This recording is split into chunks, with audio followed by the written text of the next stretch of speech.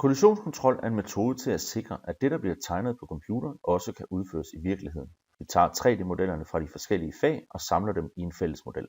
Herved kan vi se, om der for eksempel er nogle vandrør eller ventilationskanaler, der rammer hinanden, altså kolliderer, som ikke skulle. Hvis vi først opdager fejlene ude på byggepladsen og ikke har plads til en ventilationskanal, fordi der løber en bærende bjælke på tværs, er det noget, der koster bygherren eller totalentreprenøren rigtig mange penge og tager længere tid end planlagt.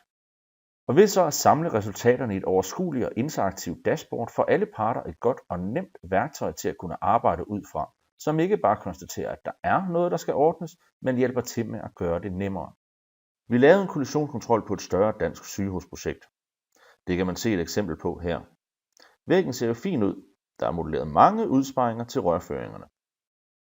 Men rørene og kanalerne passer bare ikke med udsparingerne. Vi nåede at fange de kollisioner her, før entreprenøren gik i jorden.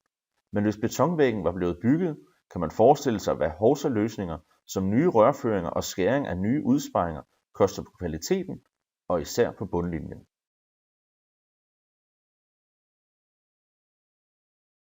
Som man kan sige, jeg brugte dashboardet rigtig meget lige, da vi var i gang med alt det her omkring kollisionskontrol og sådan ting.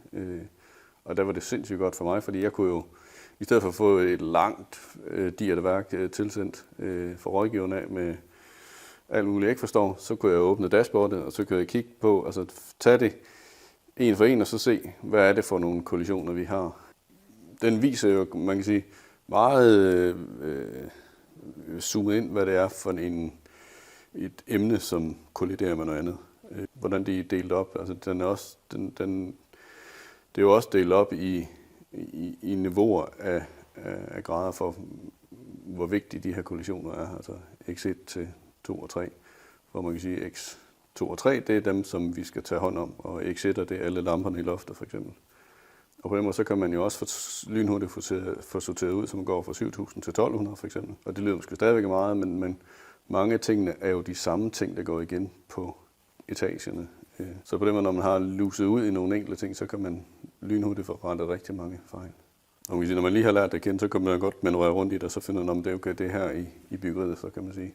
Men ellers så synes jeg egentlig, når man sådan lige har haft det inde under huden, så synes jeg egentlig, det er meget godt struktureret. Og Execo er de bedste, jeg kender til at tage hele platformen omkring modellering og tidsplanlægning og alt det her, som specielt inden for, man kan sige, cyklogramplanlægning, hvor de ligesom har hele pakken fra startmodellering og til et slutprodukt.